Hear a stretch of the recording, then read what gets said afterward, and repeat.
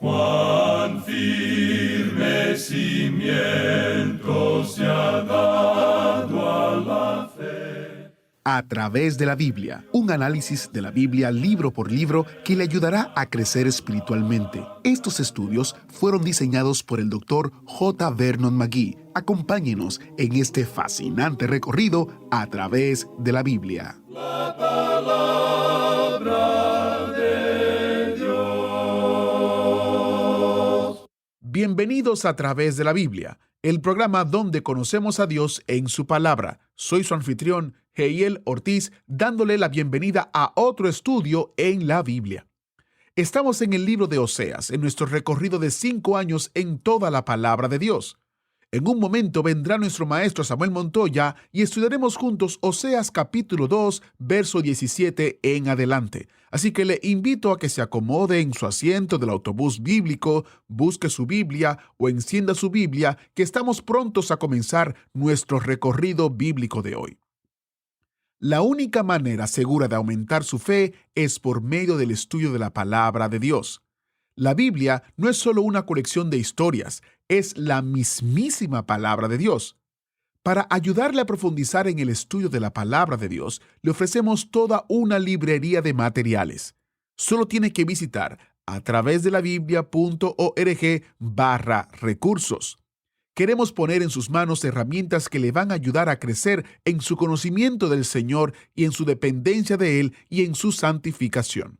Así que visite a través de la biblia.org/recursos. A través de la biblia.org/recursos. Iniciemos nuestro tiempo en oración. Padre Celestial, estamos agradecidos por el tiempo que tenemos disponibles para estudiar tu palabra.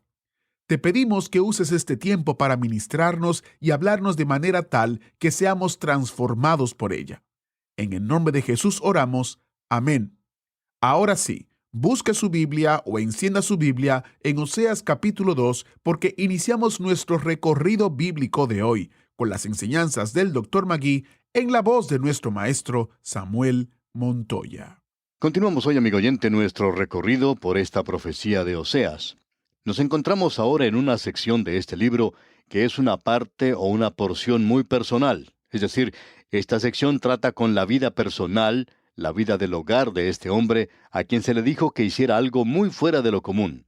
O sea que él tenía que casarse con una ramera, aparentemente una muchacha de la cual él se había enamorado y la cual anduvo por malos caminos.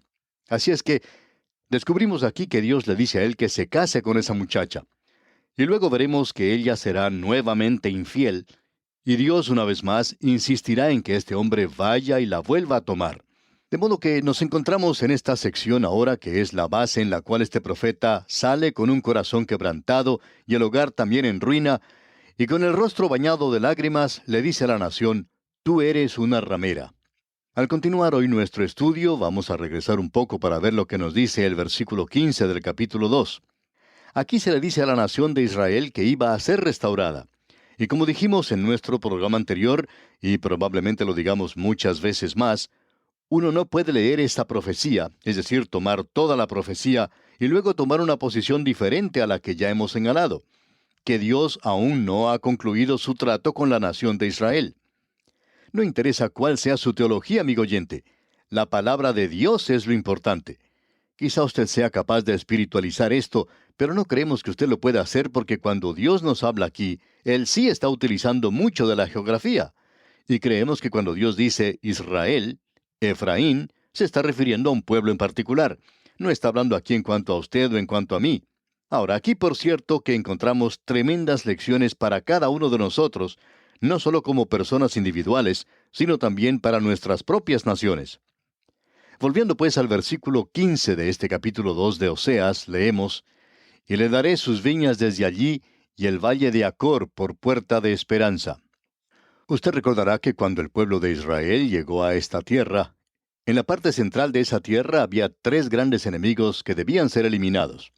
Josué, por tanto, pudo dividir al enemigo y luego pudo concentrarse en una sección de manera individual. La primera sección incluía a Jericó. Jericó representa al mundo. Luego él llevó a cabo un ataque contra Ai. Eso representa la carne. Él pensaba que era algo fácil. Hay muchas personas hoy que opinan que pueden vivir la vida cristiana basándose en su propia fortaleza por medio de la carne. Y eso, a propósito, siempre significa una derrota. Y Josué fue derrotado allí en Ai. Allí él pudo aprender una gran lección. Luego Dios les llevó al valle de Acor, y allí Acán fue descubierto como aquel que había pecado en la destrucción de Jericó.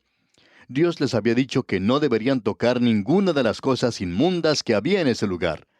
Las personas que vivían en esa ciudad estaban siendo consumidas por las enfermedades venéreas.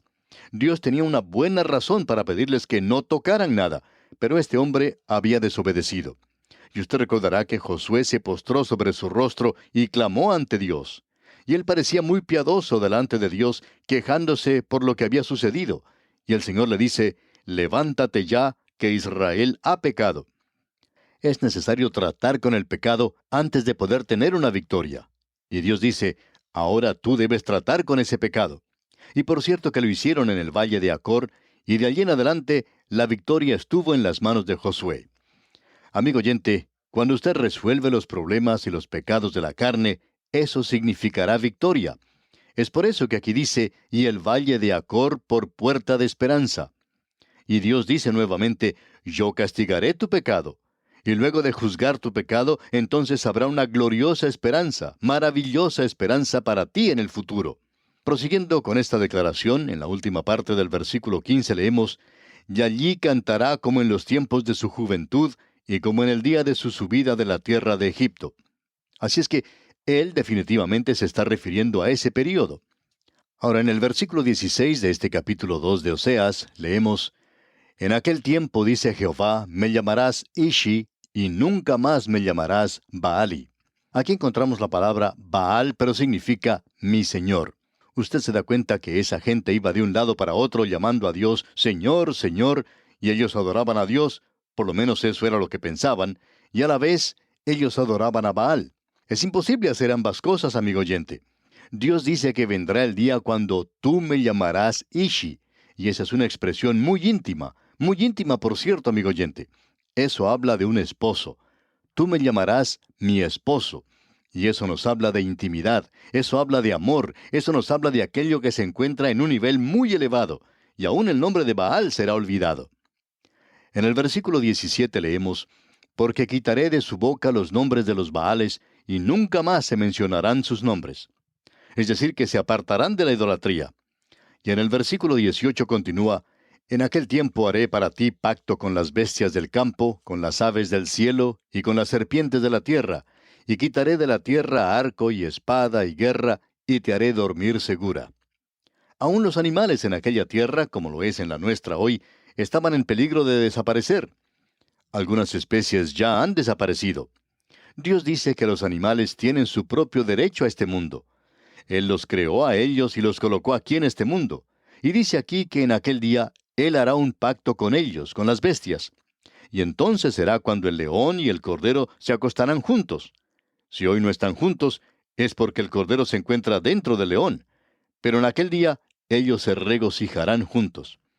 Nosotros no pensamos mucho en cuanto a esto hoy, pero de pronto en muchos países en el presente se ha despertado un gran interés en cuanto a la ecología, es decir, en cuanto a la tierra y los animales que se encuentran en ella.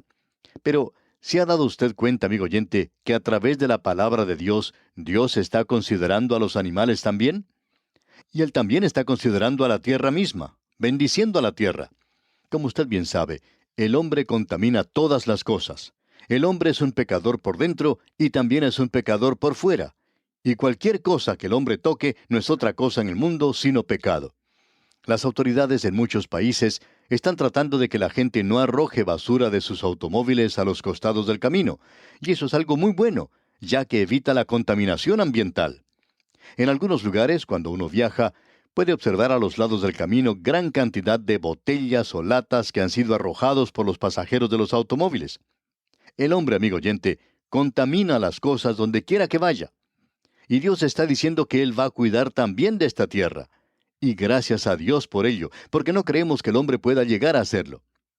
Ahora, en los versículos 19 y 20 de este capítulo 2 de Oseas, leemos, y te desposaré conmigo para siempre, Te desposaré conmigo en justicia, juicio, benignidad y misericordia, y te desposaré conmigo en fidelidad, y conocerás a Jehová. Llegamos ahora a algo que es muy maravilloso. Esta palabra desposar significa en realidad cortejar a una virgen. Quiere decir cortejar a una muchacha. Muchos de los hombres que nos escuchan en este momento pueden recordar lo hermosa que era esa jovencita que hoy es su esposa. Muchos recordarán cómo la cortejaban y las cosas tan lindas que le decían. A veces aquellos que han estado casados por mucho tiempo pueden recordar esto, especialmente cuando uno ya se está acercando a la edad madura. Aunque ambos ya han entrado en años, uno puede todavía recordar a esa muchacha que causó tal impresión en uno la primera vez que la vio, y lo hermosa que ella era. Así es que tenemos aquí un pensamiento muy bello y un cuadro maravilloso que se nos presenta. Dios está indicando aquí esto cuando dice, y te desposaré conmigo en fidelidad. Ahora, ¿cómo es que Él hará esto? Bueno, hemos leído, te desposaré conmigo en justicia, juicio, benignidad y misericordia. Usted puede apreciar que había misericordia también en la ley de Moisés. Puede descubrir que también había amor en la ley y que también hay ley en el amor. Es imposible separar al uno del otro. Eso es algo hermoso. Esto aquí constituye otra de las razones por la cual no creemos que el regreso presente de Israel a su tierra sea el cumplimiento de la profecía, no en la situación presente. Dios dice, te desposaré conmigo en justicia, juicio, benignidad y misericordia. Israel es como cualquier otra nación. Hay algunas personas que opinan que quizás son un poco más duros que los demás, pero amigo oyente, debemos reconocer que ellos están a la defensiva allí, de eso estamos seguros. Es necesario que ellos utilicen un sistema de defensa bastante fuerte, pero ellos no están de regreso en la tierra en cumplimiento de la profecía.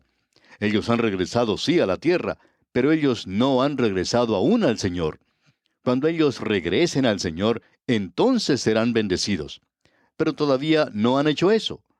Queremos hablar en cuanto a esto dentro de algunos momentos, por lo menos si podemos llegar a esto el día de hoy. Ahora, en el versículo 20 de este capítulo 2 de Oseas leemos, y te desposaré conmigo en fidelidad, y conocerás a Jehová. Ellos nunca fueron fieles en el pasado. Ellos eran como la iglesia en la apostasía de hoy. Y conocerás a Jehová, dice aquí.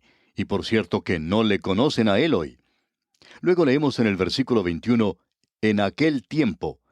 Es una expresión técnica y se refiere a una época futura, al tiempo en que esto fue escrito, a los últimos días tocantes a la nación de Israel. Se refiere al período de la gran tribulación y a la venida de Cristo a establecer su reino en la tierra. El versículo 21 entonces dice, en aquel tiempo responderé, dice Jehová, yo responderé a los cielos y ellos responderán a la tierra. Es decir que el cielo y la tierra estarán de acuerdo el uno con el otro. Y en el versículo 22 continuamos leyendo, y la tierra responderá al trigo, al vino y al aceite, y ellos responderán a Jezreel. Ahora, Jezreel quiere decir que Dios los esparcirá, pero en aquel día Dios los juntará. Escuchemos ahora lo que dice la primera parte del versículo 23. Y la sembraré para mí en la tierra, y tendré misericordia de Lo-ruhama. Él no solo los volverá a juntar, sino que ellos no serán más Lo-ruhama, la hija no compadecida de Oseas y Gomer la ramera. Pero ahora Dios tendrá misericordia de ellos, y ellos obtendrán misericordia. En la segunda parte del versículo 23 dice, y diré a Lo-ammi, tú eres pueblo mío, y él dirá, Dios mío. Ellos no están diciendo eso hoy. En el día de hoy es Lo-ammi, o sea, no mi pueblo. Pero en aquel día será mi pueblo. Y Dios dirá, tú eres pueblo mío. Y ellos dirán, Dios mío. Eso no es una realidad en el presente, amigo oyente. Ellos no se están volviendo a Dios, pero ellos se volverán a Dios en aquel día. Bien, llegamos ahora al capítulo 3. En el capítulo 3, Oseas descubre que su esposa ha resultado infiel, pero a él se le ordena que vaya y vuelva a tomar a Gomer. Notemos lo que dice el primer versículo. Me dijo otra vez Jehová, ve, ama a una mujer amada de su compañero, aunque adúltera, como el amor de Jehová para con los hijos de Israel, los cuales miran a dioses ajenos y aman tortas de pasas. Es decir que ellos amaban aquello que era parte de la adoración pagana de ídolos. Esas tortas de pasas eran utilizadas en las fiestas de sacrificio de los cananeos de aquel día, y los hijos de Israel habían adoptado eso. Usted puede apreciar que aquí Dios está haciendo una aplicación. Él le dice a este hombre Oseas: tú sabes ahora lo que yo siento. Yo quiero que tú vayas y tomes nuevamente a Gomer. Ella te ha sido infiel, pero tú la amas y debes volverla a tomar. Y Dios dice: esto es lo que yo voy a hacer con mi pueblo. Israel me ha sido infiel, pero yo nunca la voy a abandonar. Yo la castigaré, pero no me he librado de ellos de ninguna manera. Y notemos ahora lo que dice aquí en el versículo 2 de este capítulo 3 de Oseas. La compré entonces para mí por 15 siclos de plata y 1,5 de cebada. Note usted, la compré entonces para mí. Aparentemente, ella se había vendido a algún grupo de personas que estaban a cargo de una casa de mala reputación en su tierra y tuvo que irla a comprar de nuevo ahí. La compré entonces para mí. Y usted sabe, amigo oyente, que usted y yo hemos sido redimidos. El cuadro que tenemos aquí no es algo muy lindo, por cierto, y esa es la razón por la cual no se predica mucho en el día de hoy. Hoy es posible escuchar mucho más en círculos conservadores y fundamentalistas en cuanto a dedicación, en cuanto a la consagración de uno y en cuanto al hecho de que uno debe entregar la vida al Señor. Y uno debe hacer eso. Amigo oyente, lo primero que usted debe hacer es acercarse como pecador ante Dios, y Él tiene que redimirle. De la misma manera, este hombre fue y compró esta ramera. Así es como Dios tiene que redimirle a usted y tiene que redimirme a mí también. Y no es sino hasta cuando usted y yo veamos esto que podemos hacer algo. Nosotros no hemos dado ni siquiera el primer paso, sino hasta cuando apreciamos esto. Ahora en el versículo 2, entonces, leamos otra vez, dice: la compré entonces para mí por 15 siclos de plata y 1,5 de cebada. Por cierto que ese era un precio mucho más elevado que el valor de ella. Y usted y yo no valemos el precio de la redención, amigo oyente, porque nosotros no somos redimidos con oro o con plata o con piedras preciosas, sino con la sangre preciosa de Cristo. Él tuvo que derramar su sangre. Él tuvo que sufrir y morir para que usted y yo pudiéramos ser redimidos hoy. ¿Por qué? Porque nosotros somos pecadores perdidos, vendidos bajo el pecado, si le parece bien. Es necesario que aprendamos que debemos comenzar allí, en ese punto, amigo oyente. Cierto predicador, que por cierto es muy elocuente, presentó en una ocasión un mensaje donde no mencionó el Evangelio. No mencionó el hecho de que uno tiene que acudir a Dios como pecador.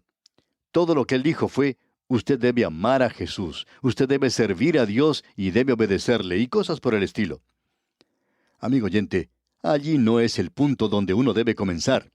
Estamos muertos en delitos y pecados.